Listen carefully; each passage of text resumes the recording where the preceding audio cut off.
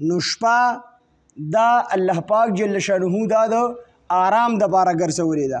په دې کې به آرام حاصلېږي او په دې کې خوب دا د الله رب العزت یو لوی نعمت دی.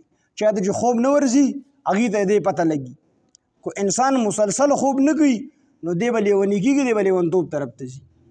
او ډاکټران وایي مو چې کم سے کم 6 ګنټې شپه ورځ کې او زیات نه زیات 8 ګنټې خوب دا د انسان دپاره چې کوم دی لازمي دی.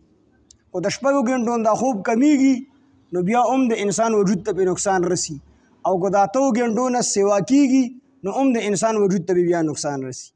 او مشرانو له بیا خوب نه ورځي، دې 3-4 ګنټې کې هم کار یې پې کېږي. خو په ځوانۍ کې نو په دې کې کم سے کم 6 ګنټې خوب دا ضروري دی. نو الله تعالی دا شپه دا د خوب دپاره پیدا کړله. بل په دې شپه کې په دې کې هر یو څیز آرام کوي.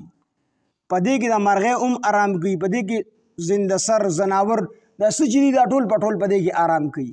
نو انسان دوی ته پکې هم آرام وکړه. نو د شپې 1 ګنټه خوب او د ورځې ټول ورځ خوب وکړه. خو د شپې په دې خوب چې انسان د څومره سکون حاصلېږي څومره دمه کېږي نو دومره په ټوله ورځ په خوب باندې نه دمه کېږي. دویم د دې نور دا شور نه، د خلکو خبرې نه، چپ چپیایي، نو دماغ پکې هم دمه شي، سترګې پکې هم دمه شي. نو د ورځې چې سړی خوب کوي د سترګې پټي خو دماغ یې نه دمه کېږي، ځکه هغه شور د په غوږونو باندې ورننوځي د دماغو ته. نو شپه الله تعالی دا د خوب دپاره پیدا کړله. والنهار او ورځ مبصرا د روښانه پیدا کړله چې خلک پکې د دین کار هم وکړي او خپل کاروبارونه پکې کوي.